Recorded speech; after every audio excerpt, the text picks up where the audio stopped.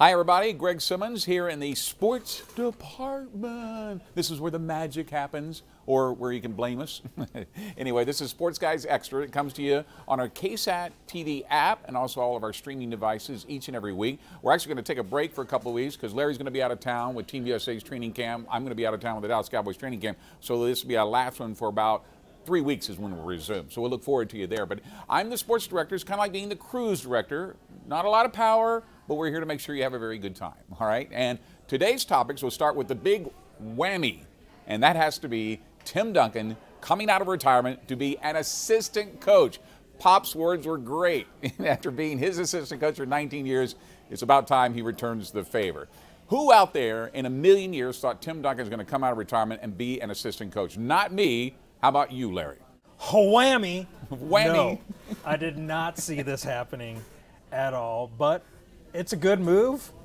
We know Tim has a high basketball IQ, and if they're doing it for a ticket standpoint, it's going to work because people will go to the game just to see Timmy on the sideline. I completely agree. It is a marketing genius move Yes. besides everything else. Were you as surprised as the rest of us, Andrew? Yeah, I think I got the email or the notification that kind of popped up on my phone. I was like, really? I guess it made more sense when I heard it and kind of thought about it a little bit more. It made total sense that you're trying to keep the Popovich era going. What's the best way to do that if not take one of the biggest pieces of that era and keep it going with the younger core? I think this is a good move. And now we're getting word from the New York Times that the Spurs actually also approached Manu Ginobili about coming out of retirement, but he said, not so fast. I'm having too much of a good time not reporting. Having Manu on there wouldn't be a bad idea either, would it, Andrew? No, you give it a little bit more time to develop. I mean, again, you keep that core together that obviously knew the game of basketball really well. And if you give them a chance to pass that knowledge on to a younger core that is coming up now, it just makes a lot of sense. I'm glad the Spurs are going this route because it keeps these old guys around and gives them something new to do. Larry, could you imagine an assistant coaching staff of Manu Ginobili, Tim Duncan, and Tony Parker, the big three, reunited at some point down the line? I knew you were going there next because that's been pretty hot all over social media too. Yeah, I mean, that would be fantastic because, as we all know, all good things come to an end, and basketball career-wise, it's over for the big three. So to have all three of them back on the bench one day, fingers crossed, that'd be really cool to have the big three there coaching along with Greg Popovich. So am I reading too much into this? Because there's been no official release made. But just by default, in the fact that Ettore Messina is now in Italy and Ime Udoka is in Philadelphia, they just hired Tim, just hired Will Hardy. Does that make Becky the #1 assistant now? And if so, does she take over coaching when Greg Popovich gets the heave? I would think, yeah, that she's going to be promoted to #1 on the bench because she's got the most experience now of his bench coaches. And I know Will Hardy, though, has some experience with Utah League and Vegas League and whatnot, and he's a rising young star. But I think Becky will be Pop's right-hand coach. And, yes, if and when, probably more likely when, Pop gets tossed out of a game, Becky will take over for the remainder of the game. It's when it's going to happen. All right, Andrew, how about this? Imagine this scenario. You got Tim Duncan, you've got Manu Ginobili, you have Tony Parker as an assistant coach, and when Pop retires, Becky Hammond becomes the head coach. I actually think that's part of the reason why Tim was brought on to begin with, because a lot of people talk about how Becky might not have the same kind of rapport with guys in specific, and how that can lead to issues down the line for her. If you have Tim Duncan on your bench and he's given the okay to everything she's saying, that's going to give her so much more weight to people that might not give her that first guess. Can you see Becky the head coach with those three assistants, Larry? Yeah, I could definitely see it, and we know that the big three, we know they respect Becky tremendously. So, I mean, that would be an easy transition. And I'm looking at an article right now on ESPN. Lindsey Harding, who is an assistant coach now for the Kings. Correct. She said that for them, for a lot of the women, it's about being afraid of the unknown rather than concerns over whether they'll be respected by the players. She says that the players treat them great, that they've had no problems with the players at all. It's just that unknown of how others maybe may think of them. All right, here's my favorite topic of the week. Okay. The NBA is investigating the NBA. It's just crazy. They're investigating their own free agency because we all know what's going on here. The owners at their meetings say they fear there's tampering going on. Really? Seriously? Free agency is supposed to begin on June the 30th, and billions of dollars in contracts were sealed, signed, and delivered within the first 24 hours? You can't tell me for 1 second teams and players are not talking before the June 30th deadline. You can't tell me that. And now the NBA is flatting, just admitting it.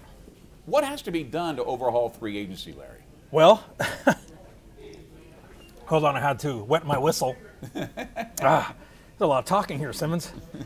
Well, you know what? They just got to figure out a way to police it better, you know, and I'm not exactly sure how you go about doing that with, other than, you know, you check people's phone records and this and that. I mean, you'd like to think that all these individuals involved, from agents to coaches and teams to players, you'd like to think that they'd be on the level and follow the rules, but as is pretty obvious, that's not happening. So, I mean, I don't know. You just got to figure out how to police it better. I know Adam Silver said, how can we have these rules and not enforce them? It doesn't make any sense.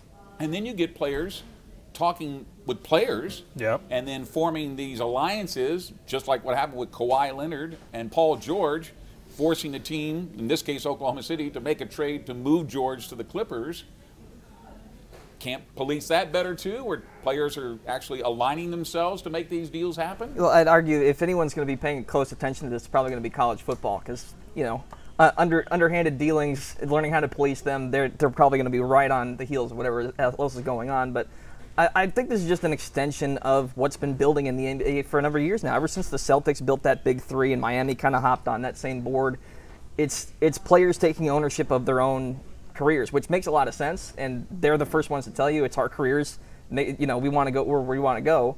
But, you know, we got the quote from Steve Kerr today coming out, basically debasing this entire situation. You completely understand where he's coming from, where if you signed a contract, you are putting yourself out there for that team for the remainder of that contract. Yeah, you're talking about Anthony Davis, yes, and his demand for a trade with still 2 years left on his contract. He wasn't even in the free agent year coming up. He demanded that 2 years removed from his player opt-out, forcing the trade by New Orleans, and again, forcing it to a team he wanted to go to. And maybe that team didn't want it. Now, New Orleans got a heck of a deal out of it. What is it, 3 players and 3 #1 draft picks? But at the same time, Steve Kerr says it's really, when you boils down to it, the players are running the league right now. The league is not running itself. So that's an issue they have to address. Also, the same issue they have to address is about sign time. Look what happened to the Spurs. Had an agreement in place. Marcus Morris reneged on it and wound up going to the Knicks. Right. That has to be fixed. So the easy fix for that, Larry, seems to be once free agency starts, you can sign right there on the dotted line. Why would you wait a week? Yeah, I don't get that either. And, you know, if you're going to give them some time to think about it, then make it a much shorter period, 2 or 3 days tops. All right, next subject, Dallas Cowboys. What kind of training camp will they have, do you believe, this coming around? Is there enough parts in there to make this team cohesive from the get-go and put them in a position to win 10 or more games this season? I'll go on a limb and say, yeah, they'll start well. Again, though, and I kind of prefaced this a couple weeks ago, it's as long as they don't remember, or as long as they remember that they're a run-first team. This cannot be Dak Prescott's team if they're going to be as successful as they are down the stretch. How many times do we come around December and sit there and say defense and running game? It's got to be Zeke, and it's got to be the defensive line, which continue to be the strengths of this, which will also play into whether or not Zeke actually shows up and goes into training camp how he should. All right, let's talk about that. As far as Zeke is concerned, Larry, is it time to just go ahead and pay him right now, even though they're working with Dak Prescott's folks on what will be the largest contract in the history of the Dallas Cowboys that would pay him over $30 million a season? Is it time to pay Zeke as well? Because he's due to make just over, how much this year? Not as much as I thought. I think Dak is supposed to make just over $2 million this year, and Zeke is still, I believe, below that because he still has 2 years remaining on his contract, not 1. So is it time just to pay him? You know, I think it's at least time to, which I'm hoping they've already done, address the situation with Zeke and say, hey, listen, we want to pay you like an elite running back, but here's a couple other players that we need to take care of sooner because their deals, you know, are coming up sooner. And as far as this whole holding out thing. I mean, you know, when push comes to shove, it seems like Zeke has always showed up and he puts his head down and just goes to work. So I think him reporting to training camp tomorrow with the rest of the guys would go a long way in helping him get that deal. I think that if they tell him, listen, we're going to work out a deal for you. I don't care what happens to you this season, we're going to work out a deal. You're going to have to give us a little time. We can start talking now. We have no problem with that. But give us a chance to take care of these other two guys, and at the same time, clear enough cap space so that we can work out a deal that would actually be better for you. Do you think that would be okay with him and having reporting to camp? I think that'd be fine. It's just got to come from the understanding that the team comes first, not him in this perspective. And that's going to be, you're starting to see the same shades with the NBA now with the NFL about players trying to protect themselves. NFLPA has had a lot to say about that in recent years. But I think if they approach it from that angle, which is sit there and say, we all want to be successful. That's the bottom line here. We want to keep you. We want you to be the cornerstone of this franchise. But we also need to keep everyone else, too. I think if they approach it that way, they'll be fine. All right, last subject here. Are you in favor of reducing the amount of preseason games in the NFL in favor of an 18-game season? What do you think, Larry? I would love to see a shorter regular season, preseason, but I don't want to see 2 more games on the regular season schedule because that's just more wear and tear to beat these guys up. So I say maybe 2 preseason games would just keep the regular season 16. I'm fine with that. But that said, if you're an owner, now you're out 2 preseason games. How much revenue do you actually get from a preseason game? I think you get a lot. Okay. No, I really do. I think, it's part of a package they sell, I'm sure, as far as season tickets are concerned. So, yeah, if you're down 2 games, you don't make it up somewhere else. I don't think the owners are going to be in favor of that. No, they wouldn't For sure. be in favor of that. Right.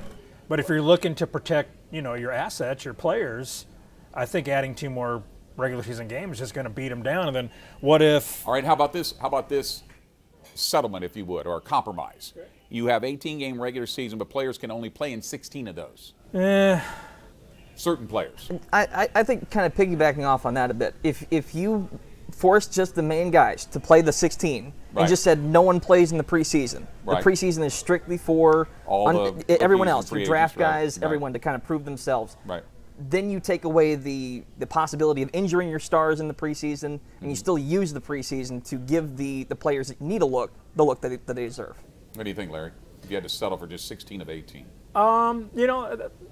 That's not a bad idea, but where my question comes in then is it's supposed to be all about competition. Right. So what if you have a number 2 guy quarterback who's just tearing it up and playing better than, like, hey, this guy would be outplaying the number 1. Then that's not fair to the number 2 guy because then the number 1 guy's not playing. And what if you're a fan trying to buy tickets? How do you gauge what game you're going to go to because you don't know what game the star is going to sit out, right? Yeah. So that's another problem you have to deal with. All right. Good thing it's not our problem. We just have to sit it out there and talk about it. It's somebody else's problem. That's why you pay Roger Goodell and everybody else all the big money. All right, that does it for Sports Guys Extra here on KSAT TV app and all of our streaming devices. We'll see you in 3 weeks after we get back from Cowboys training camp and Larry returns from Team USA training camp where Greg Popovich is now their new head coach. Thanks for being with us.